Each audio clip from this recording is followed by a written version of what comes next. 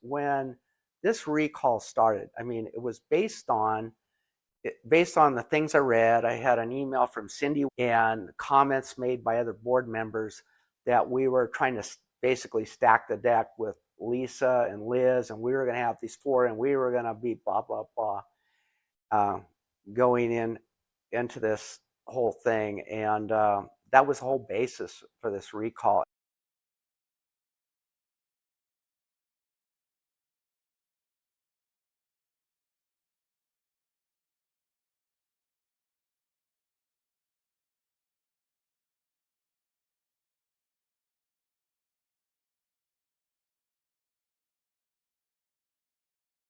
The perceived this core, like a group that Lisa, uh, Liz, and Steve and I, now we got four, and we're just going to get everything passed the way we want passed, and so on, which was so far from the truth. But that was the perception that Greg had and others had, and it wasn't accurate.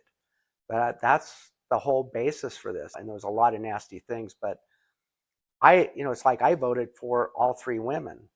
For Liz and Lisa and Lori, and the reason I did is because their backgrounds, because I think we need that kind of background on the board. So Greg lost the election.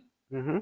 Did Greg think that you and Steve got Liz and Lisa elected? Yes.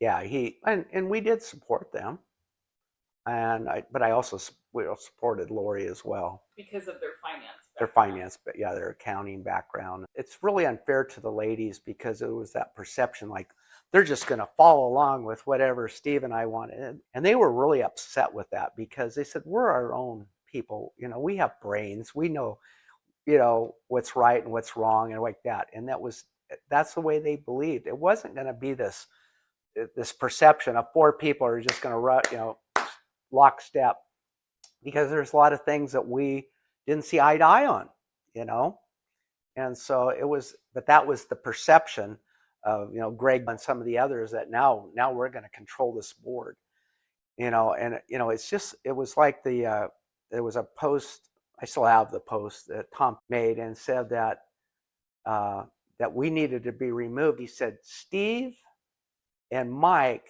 have ruined 20 years of progress in this association all by themselves. And it's like, think about that statement. Two of us all by ourselves out of a 7-member board, and we've ruined this association. It doesn't even make sense. That was probably the most hurtful thing I've ever seen in my life. But he made that. I've got a copy of it. When was the trilogytruth.com website built?